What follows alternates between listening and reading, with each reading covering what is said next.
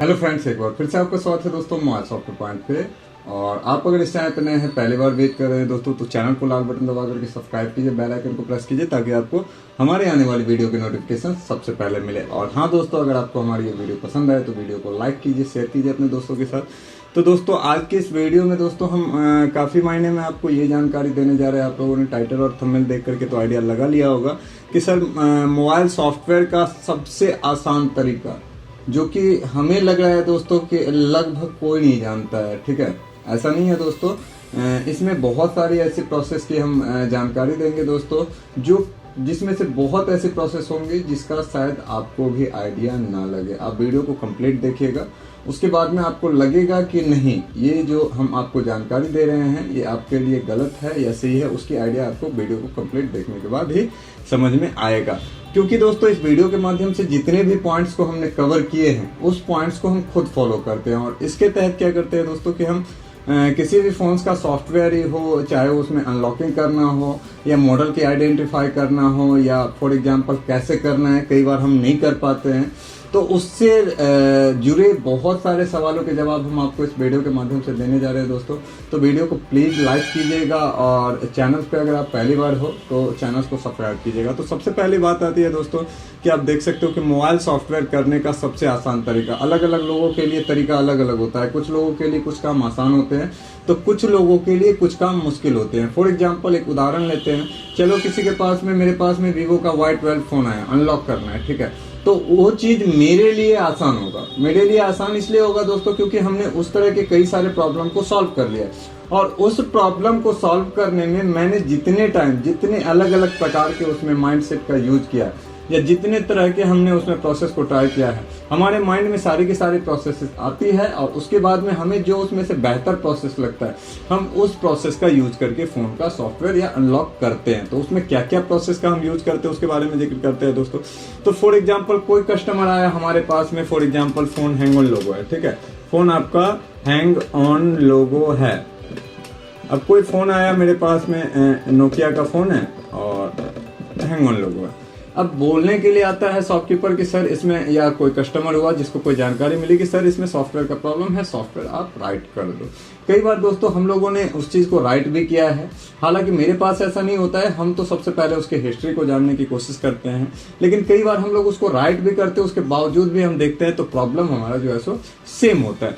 तो उससे पहले का रीजन क्या होता है दोस्तों, जो इस चीज को हम लोग समझ नहीं पाते, तो सबसे पहला जो पॉइंट होता है, अगर आपके पास में कोई नोकिया का या कोई भी ब्रांड, कोई भी नोकिया, MI, सैमसंग, कोई भी अगर लोगो पे आता है, हैंग ऑन लोगो पे फोन आता है, तो सबसे जो मैंने अपने लाइफ में एक एक्सपेरिमेंटेड किया कि आप सबसे पहले देखो कि फोन अगर लोगो पे आ रहा है तो लोगो फर्स्ट है या सेकंड है। हर फोन में आपको दो तरह के लोगो, एक आएगा जो स्टार्टिंग में जो लोगो आया, चाहे सैमसंग हो तो सैमसंग पे आकर के वो फर्स्ट लोगो पे ब्रेक कर या रुक गया। ठीक है, तो उस कंडीशन में अगर आपका फोन जा रहा है तो आप उस टाइम में इस चीज को नोटिस करो, क्योंकि दोस्तों ये कोई ट्रेनिंग या सेशन में नहीं बताया जाते, ये मैंने अपने लाइफ में एक्सपेरिमेंट किया है कि अगर आपका फोन फर्स्ट लोगो पे है तो उसमें 99% चांस होगा हार्डवेयर से रिलेटेड प्रॉब्लम। हार्डवेयर से रिलेटेड बहुत सारे प्रॉब्लम हो सकते हैं, जिसके बारे में कि हमने आपको काफी सारे वीडियो में जानकारी भी दी है।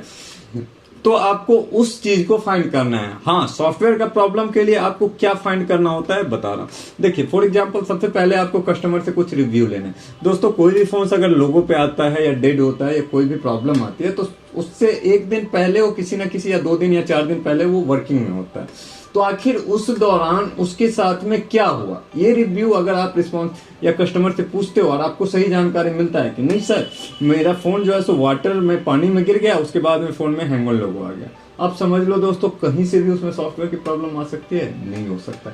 तो सबसे पहले आप नोटिस करो कि फॉल्ट कैसे आ रहे हैं। हालांकि 99% जो कस्टमर होते हैं दोस्तों वो आपको ऐसे ही बताएगा कि बस जेब में रखा होगा, लेकिन आप अगर रियलिटी में उस चीज की सही जानकारी उठा पाते हो तो आप 100 में से 99 फोन को रिपेयर कर सकते हो। तो ये तो हो गया दोस्तों लोगो का प्रॉब्लम। अब लोगो में क्यों ऐसा बता रहा हूँ, कई बार हम बताया भी है दोस्तों कि कई बार हमारा सेंसर की वजह से प्रॉब्लम आता है लोगो का, कई बार सैमसंग के कुछ फोन में टच के वजह से प्रॉब्लम आता है, कई फोन्स में सीपीयू के वजह से प्रॉब्लम आते हैं लोगों के। कई फोन्स आप देखोगे कि आपका स्टोरेज, रैम या बोल लो eMMC की वजह से प्रॉब्लम आते हैं लोगों का। तो दोस्तों लोगों पे आने का अलग अलग रीजन होता है। ठीक है, आपको सबसे पहले उस प्रॉब्लम को फाइंड करना है। आजकल क्या होता है हम लोगों के पास में, कि हम सोल्यूशन के ऊपर किसी भी तरह का फॉल्ट आया, कोई कस्टमर ने हमें फोन डेट दिया, हो जाएगा, मैंने बताया हाँ हो जाएगा, लेकिन ऐसा नहीं करना चाहिए। पहले उस चीज की आप जानकारी लो, ठीक है ना, क्योंकि रीजन ये होता है 99% शॉपकीपर को इसके बारे में पता नहीं कि हम ऐसे कैसे फॉल्ट को फाइंड करेंगे।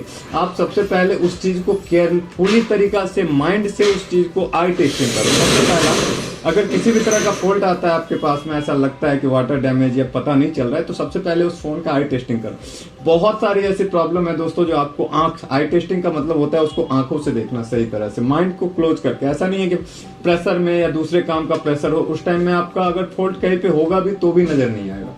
तो रिपेयर एक मायने में बहुत अलग चीज है दोस्तों। आप पूरे दिन में 50 काम कर रहे हो तो आप बेहतर रिपेयर नहीं कर सकते हो, ठीक है। अगर आप पूरे दिन में 5 काम को कर रहे हो तो आप एक बेहतर टेक्नीशियन बन सकते हो, क्योंकि दोस्तों हमें फॉल्ट को फाइंड करने के लिए माइंड में थॉट चाहिए, कुछ ऐसी एनिमेशन चाहिए जिसके जरिए हम किसी फॉल्ट को फाइंड कर सके। तो सबसे बड़ा चीज है कि प्रॉब्लम के ऊपर फोकस करो कि प्रॉब्लम को फाइंड हम कैसे करेंगे, ना कि सोल्यूशन के ऊपर। तो दोस्तों ये तो हो गया आपका नोकिया या किसी भी तरह का फोन्स में लोगो से रिलेटेड प्रॉब्लम आता है। तो अगर आपका फॉर एग्जांपल समझ सकते हो कि आपका फोन लोगो पे हैंग ऑन लोगो है या सेकंड लोगो है, तो आपका पास में हार्डवेयर और सॉफ्टवेयर का चेक करने का एक और प्रोसेस है जिसके बारे में मैं बता रहा हूं। आपको 90% फोन में रिकवरी मोड मिल जाते हैं। फोन में रिकवरी मोड आपको मिल जाएंगे जिसके जरिए हम फोन में आपको रिकवरी मोड REC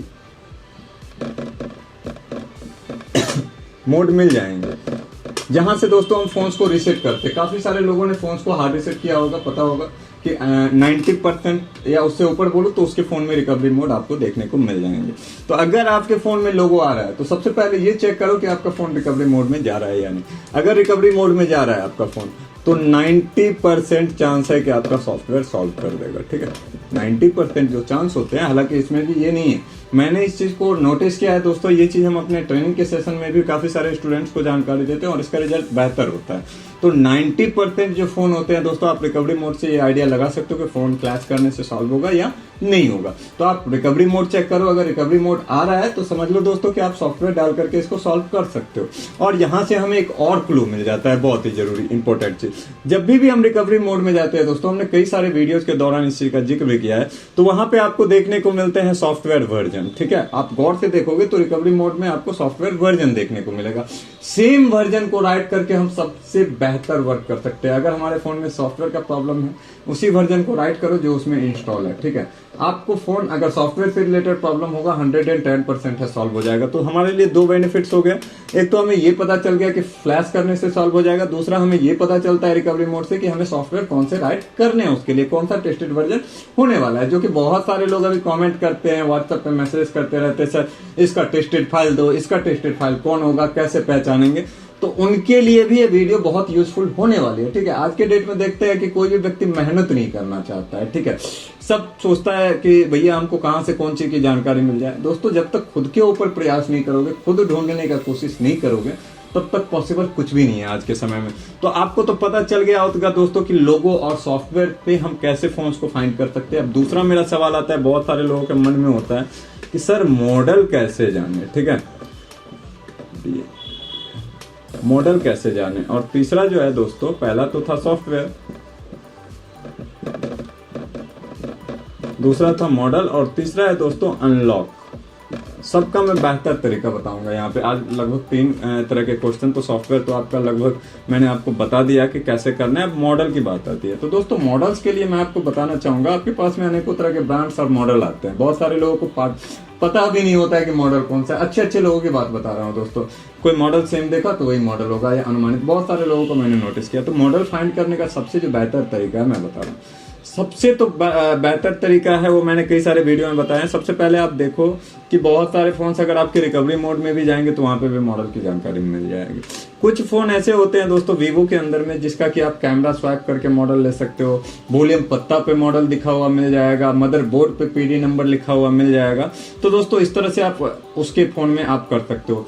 दोस्तों वीवो की अब आज के टाइम में बात करें तो वीवो के फ़ोन्स के लिए आप फास्टबूट मोड में बहुत सारे टूल्स आपको मॉडल की इन्फॉर्मेशन दे रहे हैं, तो वहां से भी उस चीज़ को पता कर सकते हो। रेडमी की फ़ोन्स की बात करें दोस्तों तो रेडमी के फ़ोन्स को अब आप MI असिस्टेंट मोड में भी अगर कनेक्ट करते हो, इन्फो लेते हो, बहुत सारे टूल बॉक्स में दे दिए, तो वहां से भी आपको मॉडल की जानकारी मिल जाएगी। तो मॉडल जानना दोस्तों, उसके अलावा हम कई बार क्या होता है हमें पता नहीं होता है, हम गूगल लेंस का सहारा लेते हैं, फोन से मैच करते हैं कि कौन सा है, मदरबोर्ड देखते हैं, बहुत सारी चीज। तो दोस्तों अगर केयरफुली तरीका से हम नोटिस करते हैं तो हमें प्रॉपर मॉडल्स की भी जानकारी देखने को मिल जाएगी। अगर आप नोटिस करते हो तो एनीबॉडी आपको मिलने वाला तो है नहीं, ठीक है। उसके बाद आता है दोस्तों अनलॉक। तो अनलॉक दोस्तों हम कैसे करते हैं इसके बारे में सबसे पहले जानकारी देते हैं। अगर किसी भी तरह का फोन आता है मेरे पास, उसमें लॉक टाइप बहुत सारे होते हैं, पैटर्न, पिन, पासवर्ड, FRP, उसके बाद में आपका कंट्री लॉक हो गया। लॉक टाइप कितने तरह के होते हैं, MI अकाउंट हो गया, iCloud अनलॉक हो गया, तो बहुत टाइप के लॉक होते हैं। तो सबसे पहला आपको उस चीज में नोटिस क्या करना है, कुछ चीज को नोटिस करना है। सबसे पहला कि ब्रांड कौन सा है। अनलॉक करने से पहले आपको कुछ चीज को देखना है दोस्तों, ब्रांड कौन सा है, जो कि बेसिक बहुत इंपॉर्टेंट चीज है। आप अगर आसानी से करना चाहते हो तो ब्रांड आपका पता चल गया। उसके बाद में मॉडल कौन सा है दोस्तों, इसको भी जानना है अनलॉक करने के लिए, ब्रांड और मॉडल। और उसके बाद जो थर्ड स्टेप आता है उसमें आपको जानना है CPU टाइप। अगर आपने दोस्तों ये 3 चीज की आइडिया ले ली ना, आप 90% फोन्स को अनलॉक कर पाओगे, कोई इशू नहीं होगा। मैं बता रहा हूँ, लोगों को यही 3 चीज के बारे में सही से आइडिया नहीं है, अब बता रहा हूँ क्यों। अब ब्रांड लेते हैं, मान लो Vivo Y12 हो गया, Vivo हो गया, मॉडल हो गया Y12, और CPU टाइप कौन सा हो गया, MTK। एक एग्जांपल दे रहा हूँ दोस्तों, इसमें कि कोई भी हो सकता है, MI हो सकता है, सैमसंग हो सकता है, ओप्पो हो सकता है, लेकिन मैंने Vivo लिया है ब्रांड, मॉडल लिया है Y12 और CPU टाइप लिया है MTK, क्योंकि MTK है। और अगर आप Vivo Y12 CPU type search भी करोगे तो आपको MediaTek MTK ही बताया जाएगा, क्योंकि MTK प्रोसेसर है उसमें। तो उसके बाद आता है कि हमें ये तो पता चल गया कि दोस्तों इसमें MediaTek का प्रोसेसर है, उसके बाद में Vivo का Y12 फोन है, लेकिन अब इसे हम अनलॉक कैसे करना है। तो उससे पहले भी आपको एक चीज देखना होगा कि लॉक टाइप क्या है, स्क्रीन लॉक है या FRP लॉक है। तो दोस्तों अगर आपका स्क्रीन लॉक है तो आपको वहां से फैक्ट्री रिसेट करना है, ठीक है, या बहुत सारे टूल बॉक्स में आपको रिसेट का भी ऑप्शन होगा, तो उसको आपको करना है। अगर आपका FRP है तो आपको फैक्ट्री रिसेट प्रोटेक्शन या FRP लॉक करके दिया गया होगा, आपको उसका यूज करना है। किस टाइप के सपोर्ट में, तो दोस्तों MediaTek सपोर्टेड टूल बॉक्स या जो भी चीज हो उसमें हमें ट्राई करना है। बाकी कोई भी चीज ट्राई करने से हमारे लिए बेनिफिट्स, वो टाइम लॉस होगा, टाइम वेस्ट होगा। तो ये चीज पता चल गया, तो हमें पता चला कि भैया ये MediaTek से ही होगा। उसके बाद हम सर्च भी कर सकते हैं, अगर आप अनलॉक टूल यूज कर रहे हो, UMT यूज कर रहे हो, कोई चीज कि Vivo फॉर एग्जाम्पल दे रहा हूँ Y12 MTK अनलॉक UMT, आप ऐसे अगर सर्च करते हो दोस्तों YouTube, गूगल, कहीं पर भी, तो आपको सैकड़ों वीडियो, लेकिन वहां पे भी ये चीज मत समझो कि आप ऐसे वीडियो सर्च करते हो तो वहां पे आपको सारी की सारी इन्फॉर्मेशन सही होगी। उसमें नोटिस करो जिस भी सब्सक्राइबर्स का या जिसका भी वीडियो जो आपको लगता है, बहुत सारे लोगों का वीडियो देखें जो ये बंदा व्यक्ति वीडियो सही बनाता है, क्योंकि आप अगर लंबे समय से YouTube पे हो, देख रहे हो बहुत सारे क्रिएटर को, तो आपको लगेगा कि इसकी वीडियोज में क्वालिटी या इन्फॉर्मेशन सही होगा। ऐसे वीडियोज को मत देखो दोस्तों। कई बार होता है कि हम नए तरह के क्रिएटर, तो दोस्तों उस तरह के क्रिएटर में हमारा टाइम पास होता है, और आप अगर इस चीज का सहारा लेते हो, जो कि हम भी लेते हैं, ठीक है, तो आप आसानी से फोन को अनलॉक कर सकते हो। हमने पहले भी बताया दोस्तों कि हम किसी भी फोन का वर्क करते हैं 2 टाइप पे, चाहे वो फ्लैशिंग करना हो या अनलॉकिंग करना हो। एक होता है प्रोसेसर के ऊपर में कौन सा प्रोसेसर है, और दूसरा होता है ब्रांड्स के ऊपर में।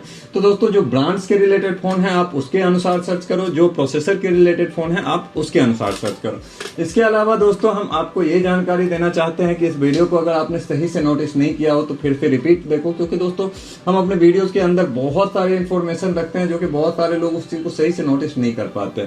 सीखने को बहुत कुछ मिलेगा। इसके अलावा दोस्तों अगर आप लोगों का कोई सवाल, सुझाव या प्रतिक्रिया हो, या चाहते हो किसी चीज के ऊपर और ज्यादा एक्सप्लेन करके आप लोगों के बीच वीडियो लेकर के आए, तो अपनी अपनी प्रतिक्रिया कमेंट बॉक्स में जरूर देना दोस्तों। जाते जाते इतना बताना चाहूंगा कि अगर हमारी आपको ये इन्फॉर्मेशन अच्छी लगी हो तो मोटिवेट करने के लिए दोस्तों लाइक, या ना पसंद आया हो तो डिसलाइक भी वीडियो को जरूर करना। इसी के साथ आज के इस वीडियो से हम विदा लेते हैं दोस्तों, मिलते हैं एक नए वीडियो के साथ, तब तक के लिए दीजिए हमें इजाजत। गुड बाय दोस्तों।